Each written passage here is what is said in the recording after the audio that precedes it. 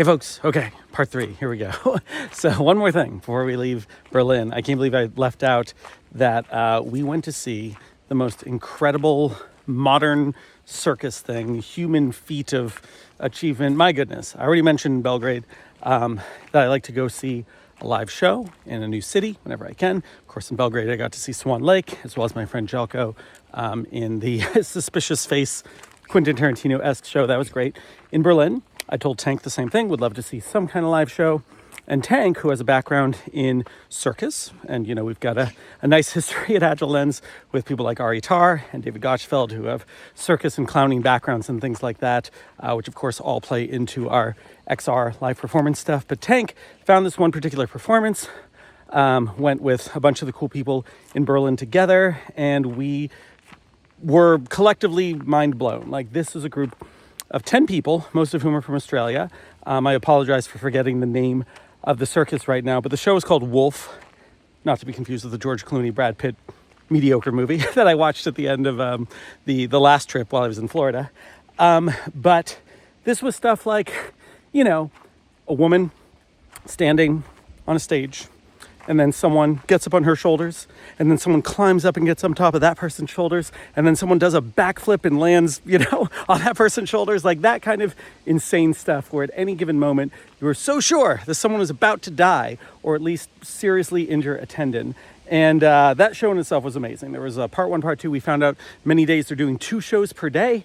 And also because they want to push the limits of what's possible with the human body. And by the way, I do want to mention, just back in like XR theater world, the eye contact, the amount of time they kind of take on this predator persona and just stare down the audience. Like, that's what's so cool about liveness. Like, you feel that connection with these performers, and in like an alpha dog scenario, you're like, oh my God, yes, like, please, you're in charge, don't worry. Oh, where's my dog going? Speaking of which, what does he see?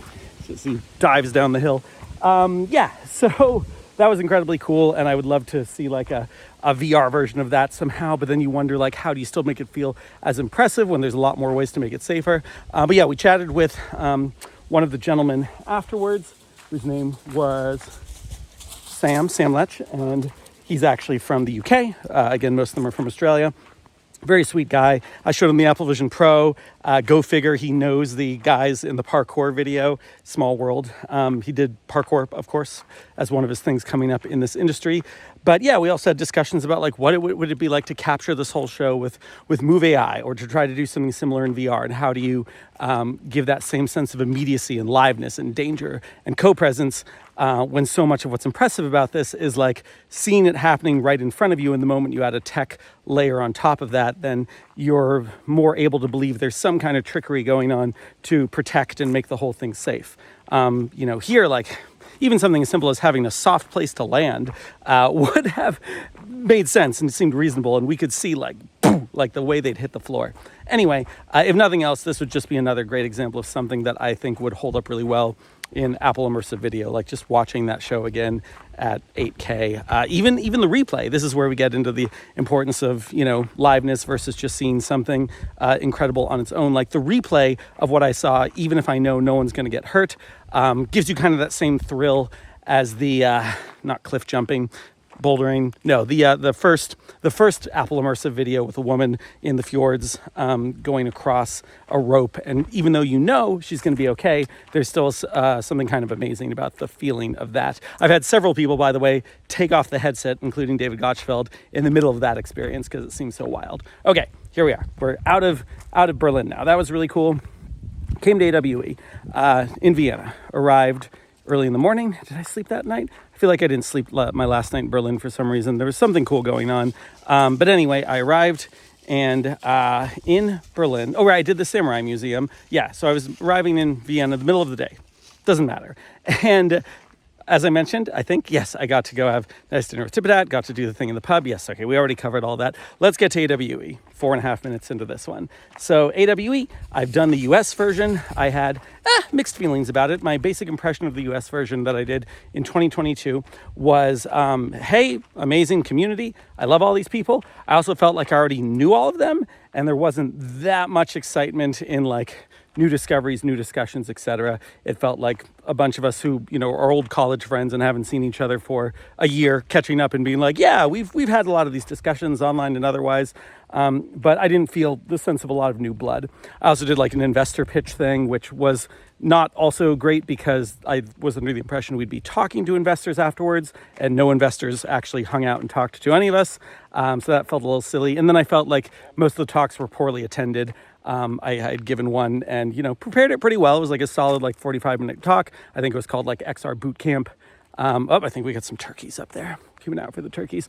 But anyway, I thought it was a pretty cool talk. I put a lot of time into it, and there were 10 people in the audience, which is, not ideal. Anyway, Tank, again, thankful for the free ticket that they were able to give me because their partner wasn't showing up. Tank is working on an immersive language learning app. We'll probably be dealing with Korean as the first language. In case you know any good revenue sources, be sure to let me or Tank know.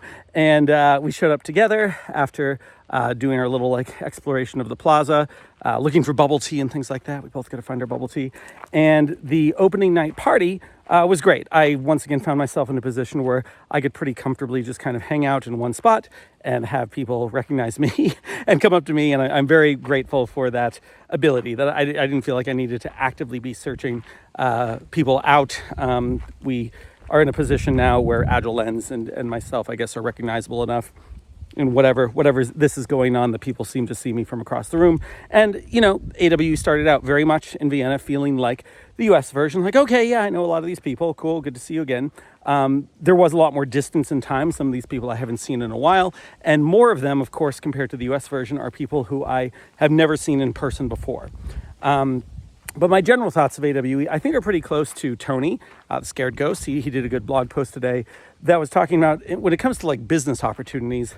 If you're an XR developer, if you're a service provider, if you're making content, there's not going to be a ton of new opportunities that come up at an event like AWE. The people who probably make the most business connections at AWE are the people selling the pickaxes, so to speak, not the companies or people who are making a service or content or whatever, but making a thing that those who are creating content and providing XR services and consultancy, things that we want to use. I was excited about a booth where they had Vision Pro controllers or a cool 3D printer attachment and things like that.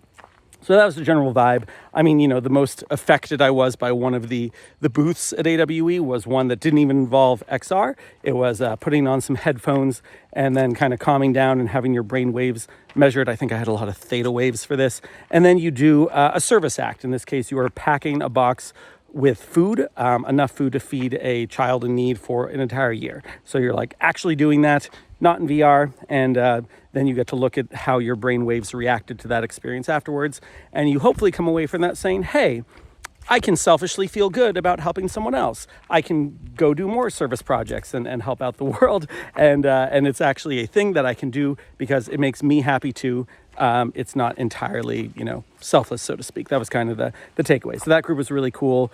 Rise Against Hunger, Italy edition. There's a few of them. Great job that. Niantic probably had the most impressive booth.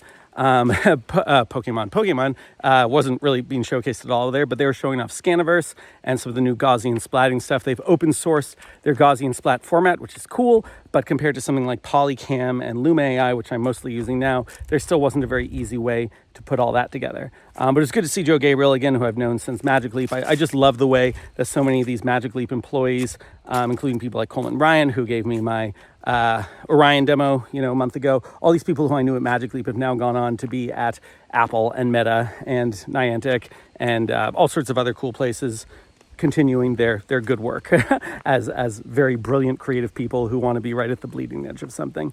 Niantic had a cool scavenger hunt thing, lots of swag. What else? There were a lot of headsets that were, super high resolution and stuff like that. I think they run into the same problems that I've had with Pimax and Vario, which is that you can say they're super high resolution, but other than playing back video, which is fine, it's tough to find a level of a 3D experience that's going to be optimized enough but sharp enough to really take advantage of that experience and have it be worth the extra cost of all that. Picking up some weird glass or mirror on the ground. Anyways, so general exhibit takeaways. Let's talk about parties really quick. The first night of course, was with Tippitat and food and stuff there. The second night, there was the welcome party. Welcome party was cool. Then there was a rooftop party. I got to meet some people from Unity and talk to the folks from Unity about like why I kind of made the transition from Unity to Unreal Engine. And still, every so often we'll touch Unity again, but how I'm pretty happy and content over in Unreal World now, despite being a nothing but Unity developer from 2013 to 2017, really, was when I really dove into Unreal Engine earnestly and started to make that transition over. Anyways, that's not true. 2016 really for Unreal Engine as we were ramping up with Datasmith. I met some other people who, again, like run XR consultancies, do a lot of similar stuff to what we do. Saw people who I had recognized from various social media posts and doing cool things like, making the MX Inc. Use camera access to like grab color and cool things like that. This is a, awesome community. Great to catch up with everyone. Yeah, there was the enterprise thing upstairs. Food was pretty sparse, by the way, pretty much food, water, etc. You had to pay for it. That's fine. No worries. I get spoiled sometimes when I go to these much more tech sponsored events. And by the way, why was like Epic Games or whatever not a sponsor of AWE? I don't know. Maybe it says something about their priorities with XR and whatnot. Who knows? Unity and Meta, of course, were both there. No Apple sponsorship, nothing like that. What was I saying? The variety of conferences I get involved with is interesting because they all have different levels of funding, you could say. So I go to something being run by Meta, like Oculus Connect or Epic Games and RealFest, etc. And very well catered, great parties, lots of free alcohol and drinks and everything. And you really feel like you are being cuddled, taken care of, whatever. And then I've done a lot of theater events and architecture events, which often have like just about no funding for anything. A lot of times you even have to like pay for your own ticket, even if you're a speaker and that sort of thing. And so AWE is like kind of in the middle. Like there were some of these parties where there were like free hors d'oeuvres or a free activity, but still you're taking care of other things yourself. I was pretty much running on no sleep, no water for most of this trip. Apparently I'm an alien. Like now that I've done this for 6 different cities and events over the past couple months, not including the stuff I've been doing back in New York City, then I guess I've learned that I'm actually totally fine with this stuff. I seem to function very well on 3 hours of sleep for, a week or 2 in a row.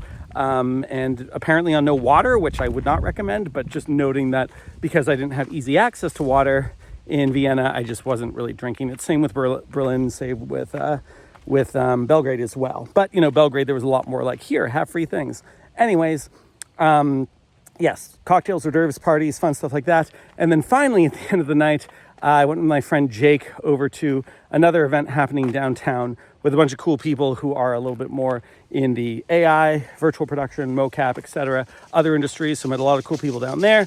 We got some gnocchi, which was absolutely delicious, like so good. It was almost like a cheesy noodle thing for adults, like a mac and cheese kind of gnocchi, and a branzino, which was an amazing, tasty, crispy fish. So that was really cool. Have to go up to RIT sometime and say thank you to Jake and everyone there for taking really good care of me that first night. The next day, went to some talks. I found that the talks sometimes were double programmed in a way that was really frustrating. I wanted to go see Tony. Love Tony. I've been to several conferences with him, including the AWE event in 2022, as well as the Immersive Architecture Conference at Venice years ago. And we've been good friends ever since. So I wanted to see Tony's talk, but I also really wanted to see Andy Fidel's talk. I had to go to Andy's talk. There was another thing the next day where Monica's talk was Monica Aries was the same time as like Chaos Princess. So you end up in these situations where it's like, well, these are both people that you would think a lot of the same people would be interested in seeing, and they're double booked. Then there were people like Michael, who seemed to be very theatrical, like we are as well over at Agile Lens, and was talking about the play economy. And I got to participate in his talk a little bit by, throwing some demos up on stage. It was cool. I felt like there were a lot of opportunities, again, to demo to people rather than seeking things out and running to a bunch of talks, besides going to ones like also David Gotchfeld and Lisa Lucchino, who did a wonderful job talking about the plight of who VR is for. I got like 30 seconds here, so I'm going to try to wrap up. We had a lot of headsets that people were coming to me to check out, a lot of different demos. We did another Christmas Carol thing. We showed people some Gaussian splatting stuff that runs standalone on headset. Just had really good discussions about the state of the industry. I ended up talking a lot about my Orion demo and where I think the future of all that is going. I got to hop on a podcast very briefly. I'm looking forward to that coming out. soon. And I felt very relaxed in general about the whole AWE experience because there was no pressure. I wasn't giving a talk. I wasn't officially demoing. In fact, I probably honestly ended up giving more demos by just hanging out in the main hall area with a bunch of headsets on a table, because that drew plenty of attention to people being like, what are you showing? Anyways, AWE is great. The whole trip was great. Talk to you all soon more. Yay, bye.